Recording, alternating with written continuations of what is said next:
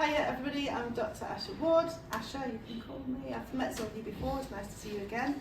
I'm from the Arts University at Bournemouth. I'm a postdoc in the Innovation Studio there.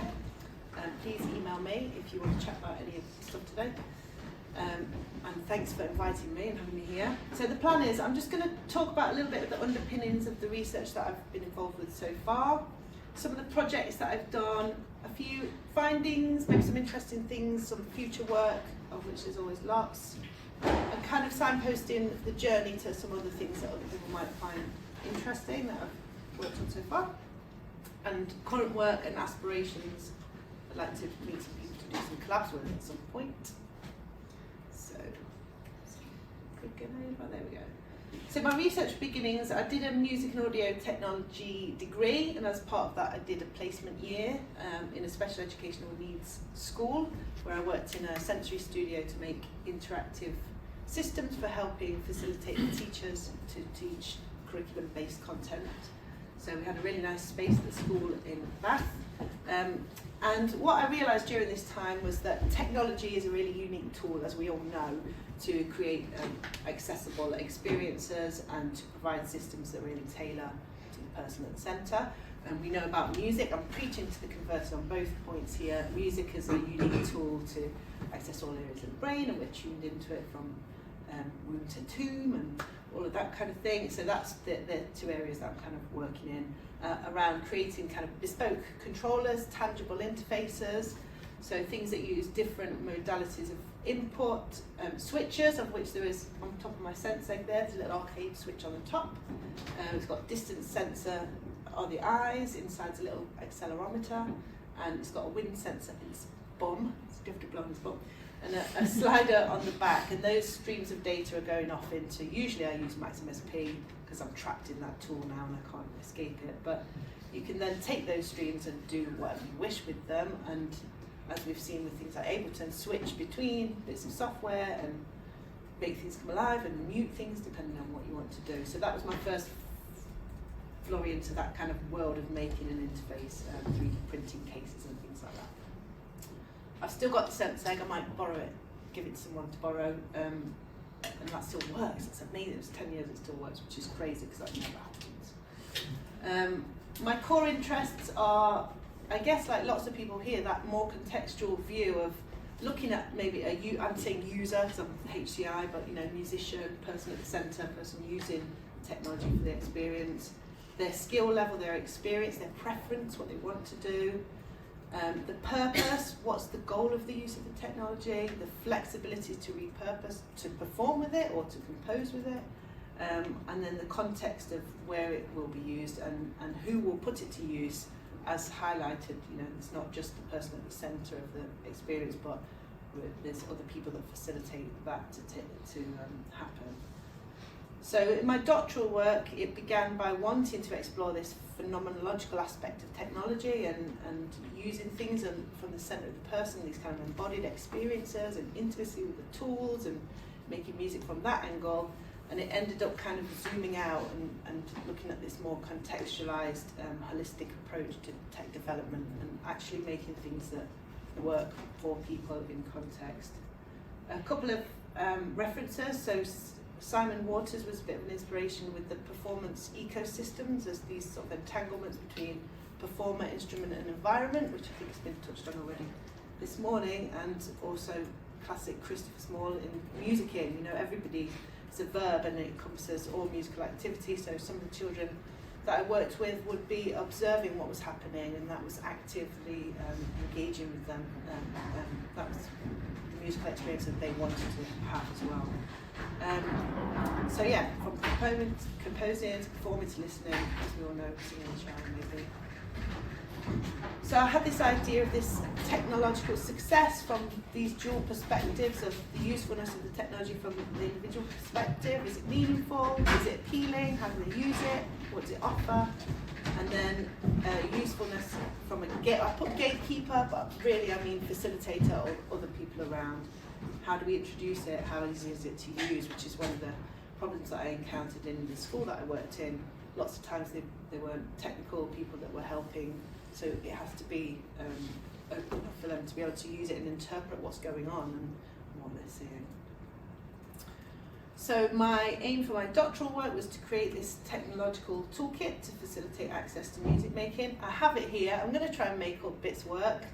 One of the bits is working, so you can come and talk to me about the aspects of that if you want to and have a play with that. But the aims really around that were looking at this current technology usage, looking at the issues that people have, which we've touched on today, creating these new tools, trying to assess them, which I kind of sacked off in the doctorate, but for various reasons, because there's, you know, we could go either way, and you kind of have to fit into a field if you're going to assess something. If you're going to be in HCI, you're looking at like the traditional HCI before the third wave of thinking of things in terms of tasks, and if you're reaching that. And with music, you've got this traditional system behind, which obviously we've seen some of that's been augmented already in terms of judging people's musical skill, and how they're progressing through music is quite a solid thing already. So in the end, I just designed and made the tools, and they're up for exploration. And then to make things that are open source enough that people can access them at all levels, so they can take the plans and make their own if they've got a techie person at the school, or they could buy it off the shelf if they've got money, and people can learn how to use it. So there was a bit of that in there as well. I used action research as my methodology to get a bit researchy. These are the sort of key words that relate to action research. It's participatory, it's about practical knowing, it's about action and reflection and theory and practice, and it's about flourishing of persons or their communities. So that really resonated with what I wanted to do. This information as well is on my CHIME talk, which is on the website. So more about this project is, you know, an extended version in that talk if you want to know more. I'm just whistle stopping through it at the moment. But this was the people that I worked with, my stakeholders. It was over 5 years, so there was that embedded longevity of going back in and taking things back for iterative performances. 4 years really of research and a year's worth of having babies. There was 4 research sites, 3 special educational needs schools and 1 day centre, and 20 stakeholders took part in the research over that time, 11 staff and 9 children and young people that helped me. And I did things like I observed the practitioners doing their normal sessions to figure out where technology might fit in, and I used the technology and to see how that did fit in when I'd made some. And then I took practitioners out of their environments and talked to them about the stuff, and I got some children to use some existing technology, so I did various things to inform the development of the kit. And I used this kind of loose term of meet them where they are, so I went to them all the time to try and fit into their context, to try and figure out what I needed to know. So integrating into the context was really great for highlighting the potential tech that I could develop. Taking stakeholders out of their system gave them space to explore their issues. Prototypes, which I kept iteratively developing, were good for highlighting problems quite quickly, so I didn't get too solid on a design before I took it back in and let people go with it. Some design considerations are published. I've published at 9, so there's a paper about the sort of design considerations that have come out there. You can look that up if you want to. And so what came out was this MAMI Tech Toolkit, sort of as an embodiment of iterating over the stakeholders' needs and what I saw as kind of gaps in the market, and we were talking about this earlier, of the thing of having really great tech that's quite hard to use and expensive or time consuming to set up, versus what we had in the school, which was rolling in the percussion trolley. And this is what these kids get to play with. So there's a real massive gap in between those two things that I think there could be a lot of technology that could sit in there. But this stuff that I designed was all informed by the conversations that I had, and things like being wireless, being easy to clean, being accessible in terms of being able to see the different controls and use them. There's always a way to go with all this work. Obviously there's vast improvements that could be made with each one of these things, and they could be adapted to individuals much more, but I tried to focus on that. And if anyone wants to talk to me about the specifics of all that, then I'm happy to do that. Get ready for some software gore. awful. So this was at the end that I finalised these things, just so that I could understand what I was controlling. I wouldn't expect anybody else. These are all separate pop-ups that come up, but still, you know, there's a lot of work clearly to be done on making that a bit more accessible for other people. Looks pretty neat. Yeah, neat, lots of colours. But the idea was, you know, that I was setting these things up in with the mind of thinking about, scalability and tailorability. So being able to tailor to an individual, even though they're quite set as objects in the software, you can move things and scale them and change things to suit what people wanted. Things like even being able to drag and drop a person's folder of sounds that they've gathered, and it easily just being on there for them to click away and be able to interact with. So those are all things that came through working with the stakeholders. You know, using VSTs and grown up kind of rich textural sounds that perhaps MIDI sort of falls down a bit on sometimes.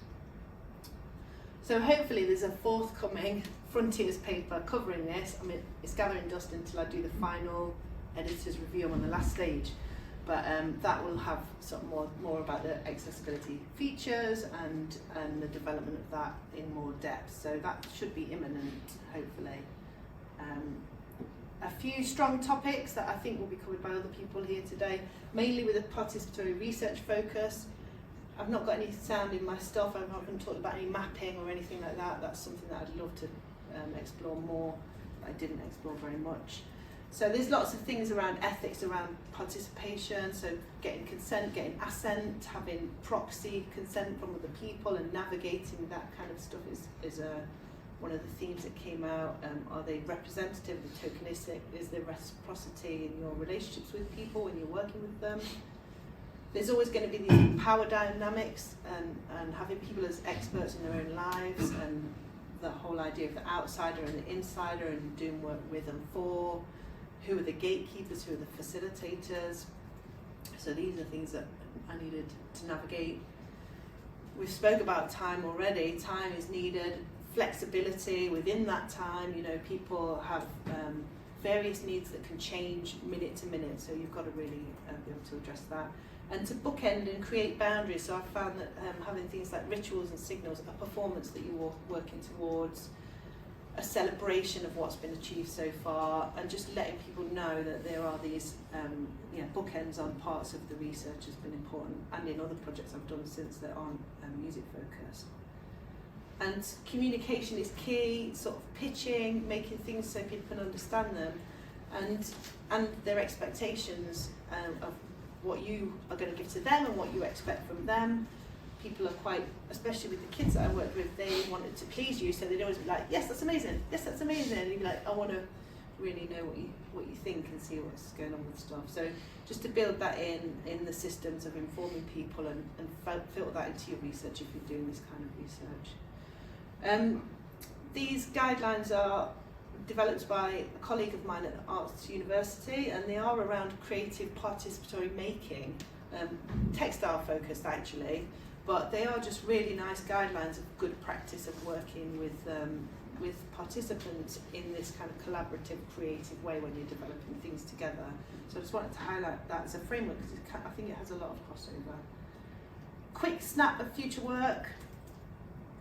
Plenty, obviously, I'm sure everybody's the same. I need to take the kit out, I need to finish, I've got 4 kits in half made, so I need to finish making them and give them out to people and get them and trialed and get the feedback from that. It's really important. Thank you. I didn't tap into all the data streams, I didn't map things particularly well, particularly with the tool, the Noodler, that is based on the WeChalk. That became more of a triggering of samples kind of device. It had lots of data such as the accelerometer coming off there that I didn't really use. So that kind of real musical ability to create things that can be virtuosic. Obviously that term can be contentious, but within having a development path of moving through the instrument was something I wanted to explore a bit more. Experiment with making things scalable, accessible and acceptable was another term that I've added more recently. It can be accessible, but is it acceptable? So making it really work for the people that it's aimed at. I'm making a new MAMI tool with vocal effects, so if anybody wants to collab on that, that'd be great. I wanted to call it Voxbox. There's a record shop in Edinburgh called Voxbox apparently, which is amazing. Vox Up is what I went with. I think Voxbox was taken. So any tips welcome, and I'm working on this creative participatory making framework for reporting on this kind of research and potentially evaluating it. So if anybody's interested in that, that would be cool. Open to collab. AUB is I'm part of a new research group, so we don't have any projects. We're starting them all from scratch, and I'm living in this tiny research culture of the Arts University. It has like 2 people that look after all of the research, so it's very different. I was at Southampton before that. It's like the other end of the spectrum. But so we're open to collabs. You know, we've got some nice resources, we've got some staff time, and yeah, that is my mini whistle stop tour. Thank you, Asha. Questions? We may need to leave the questions for later because that's your sort of 15 minutes packed up, and I do appreciate it is a whistle stop tour, and I think we're all going to feel like this. So maybe can we put our hands together for Asha?